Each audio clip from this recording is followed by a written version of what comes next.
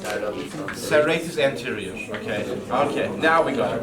Okay. So that's long thoracic, innervated serratus anterior. Thoracodorsal, innervated latissimus dorsi. Okay. That's thoracodorsal. That's C6, C7, C8. Okay. Now we got it. So that's latissimus dorsi muscle. So which muscle? Okay, that's muscle. We got that. And then we have. Okay, so let's do the serratus anterior muscle. Serratus anterior muscle. Origin is what? Serratus anterior muscle. Origin. Ribs. Which ribs? Starting from 1 to 8 or sometimes 9. Okay. Lateral aspect of the ribs. And the insertion is what? The insertion? Medial border of the scapula, you see? So it comes from lateral border of the rib cage here, and then goes in front of the scapula, you see? Goes in front of the scapula and attached to the medial border of the scapula, okay? All right, so what's its function? For the boxer. Okay, so what is this muscle? It's also referred to as? Boxer's muscle, okay? So it basically, so it stabilizes the scapula, you see? So when it pulls this, it stabilizes the scapula in the thoracic cage. And also, so when you pull the medial border of the scapula, you go like this, okay? So it's like a boxer muscle. Also, when you pull it, you have an overhead motion, like the salute or the comb in the hair. Okay. So what's the nerve of this muscle? Now it's long thoracic nerve, long thoracic. Okay. Now it's which level of brachioplexus? C5, C6, C7. Okay, we got it now. Okay. Okay, so the lesion of this nerve is what? So if you have a damage of this nerve, what do you have? You cannot do overhead activity. Okay, so you cannot do the overhead activity, correct? So that person would have difficulty in combing their hair, or what else? Doing a salute, okay. And what do they have like appearance? Right, and it's referred to as winged scapula. So the medial border. Okay, there's no attachment of the medial border, so medial border will be loose. So basically what happens is this medial border is loose, becomes loose, and it would be rotated backwards, and it appears like a wing on one side. So if it's like on the other side too, you would have both scapula on the medial border would face backwards, and it appears like a wing. And that's why it's referred to as winged scapula. But how would you see that? So you would tell that person to push the wall. When they push the wall, okay, just like a person doing a boxing match, okay, when they push the wall, so since the muscle is not working, okay, and since the muscle does not pull this medial border, so the scapula would be pushed backwards. It would be pushed backwards, and you would have a wing appearance. That's why it's referred to as wing scapula. When this wing movement happens, does it affect the trapezius because it's No, not really. to the No. Trapezius, it only attaches of it here. It doesn't. What No, well, you don't. So it's like in the push. When you push the wall, it appears. In normal situation, there's no wing appearance. Okay.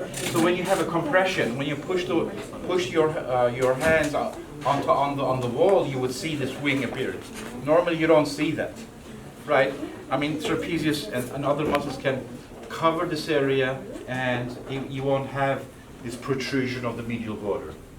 Okay, so that's levator scapulae. So what else do we have? Okay, let's look at the deltoid now, the shoulder girdle muscle. Okay, deltoid. All right, so deltoid origin is what? Deltoid? There are three parts: anterior, middle part, and posterior.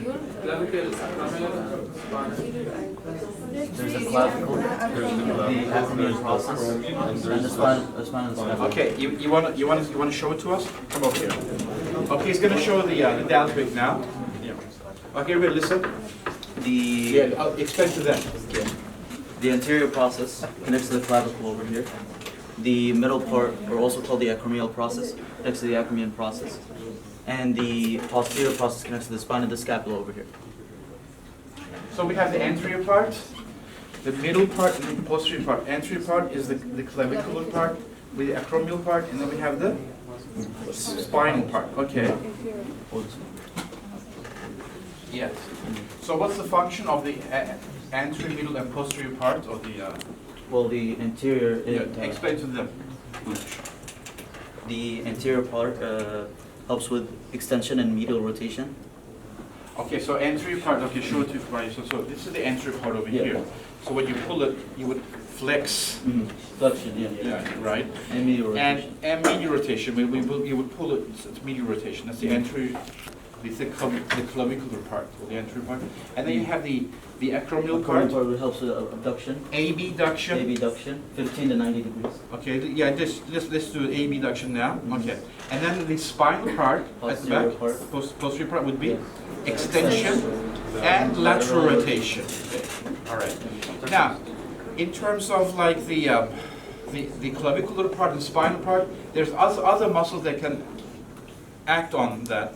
That other muscles can assist synergistically and perform that function. However, in terms of the abduction of the arm, so this is the only muscle that abducts in a certain degree.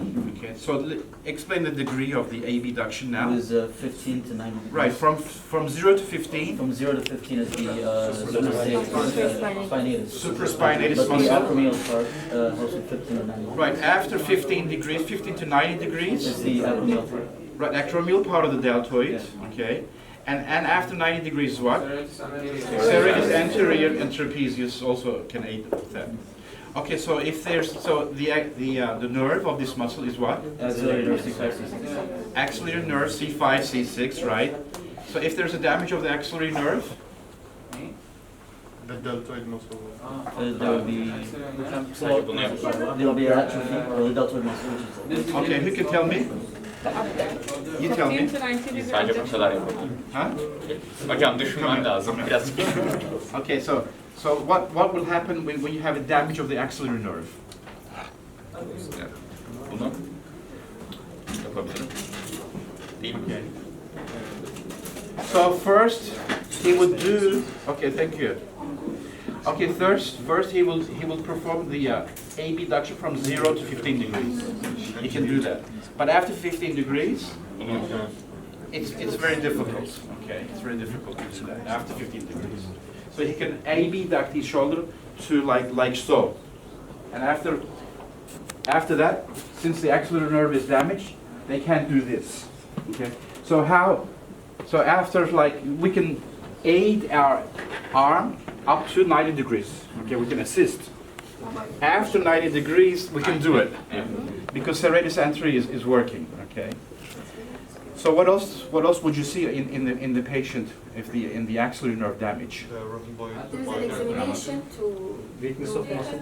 Okay, there will be a weakness of the muscle. So what else? Loss of muscle. So the contour of the deltoid of the shoulder would be diminished, or the contour will be lost basically, or atrophy. So you would have the atrophy of the deltoid muscle.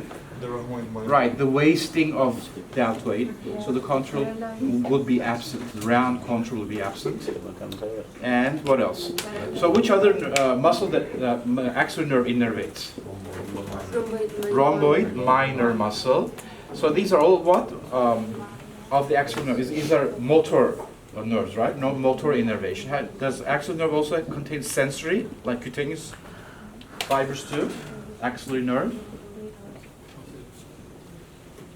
no.